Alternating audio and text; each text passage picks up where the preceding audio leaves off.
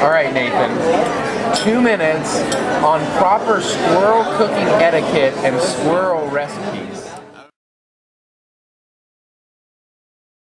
This is lovely. Okay, well, my first thing that I would say regarding squirrels is you must learn how to not cook them.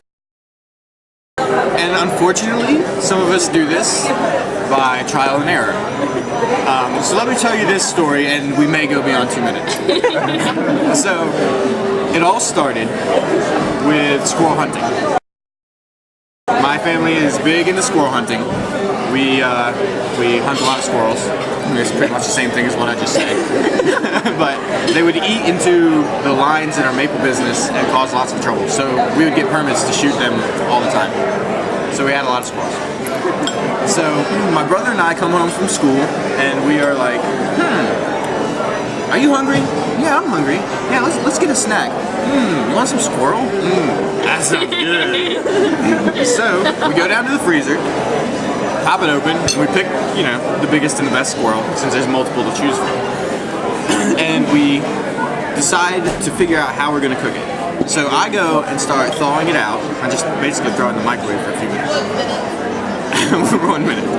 And my brother calls my father, who's making maple syrup, and he asks my father, Dad, how long do you broil, with an R, broil a squirrel?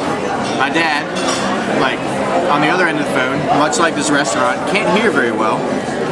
He thinks my brother says boil. So he's like, oh, I would say for about a half an hour. So basically, we're like, awesome. So we put it on the broiling pan, put it in the oven, set the timer for a half an hour, went upstairs to watch TV. A half hour later, we're like,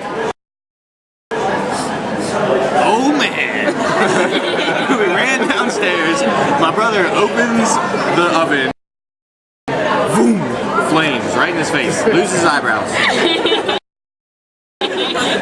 And so then we shut it, we ran back and got the fire extinguisher, we came back and shot the fire extinguisher straight into the oven. Mom was not very happy.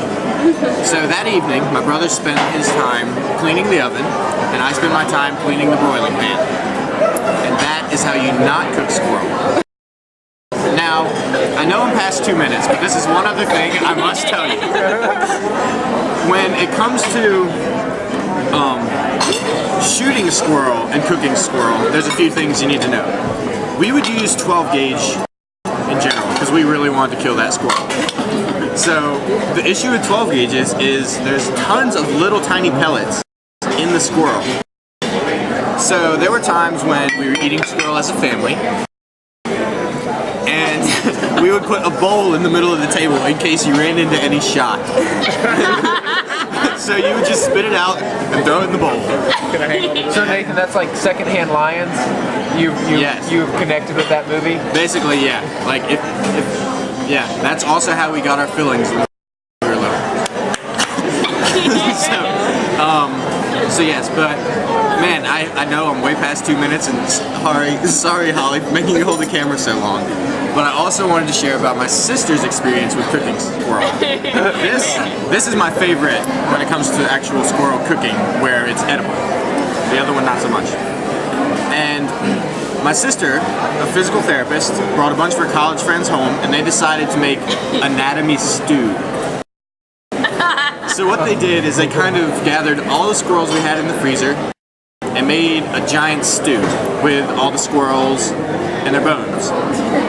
So in the process of eating the stew, they were pulling things out and reconstructing skeletons on the table.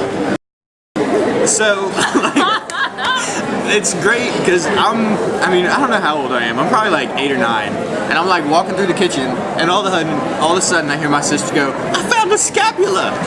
It's like, what? So that is probably one of the best ways to cook squirrel. Thank you very much.